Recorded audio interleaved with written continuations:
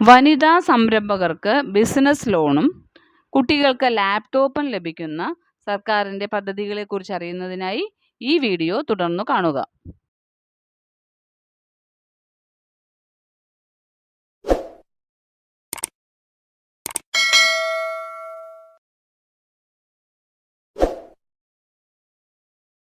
V mission സംസ്ഥാനത്തെ വനിതാ സംരംഭകരുടെ business വിപുലീകരണത്തിന് അധിക മൂലധനവും പ്രോത്സാഹനങ്ങളും ഉറപ്പാക്കി വ്യവസായ വാണിജ്യ വകുപ്പ് നൽകുന്ന പദ്ധതിയാണ് വി മിഷൻ പദ്ധതി.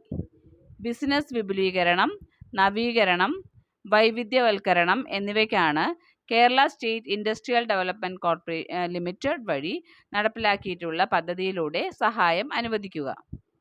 പദ്ധതിയുടെ ആനുകൂല്യങ്ങൾ ലഭിക്കുവാനുള്ള നടപടിക്രമങ്ങൾ നിലവിൽ പരിഷ്കരിച്ചിട്ടുള്ളതാണ്. 10 ലക്ഷം രൂപയോ അതിൽ കൂടുതലോ വിറ്റുവരവുള്ള സംരംഭകർക്കാണ് സാമ്പത്തിക സഹായം ലഭിക്കുക.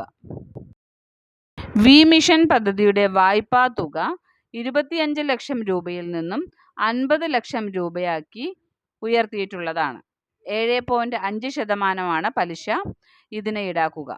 നിരവധി വനിതാ സംരംഭകർക്ക് ഇതിനകം പദ്ധതിയുടെ ഗുണം ലഭിച്ചു കഴിഞ്ഞു.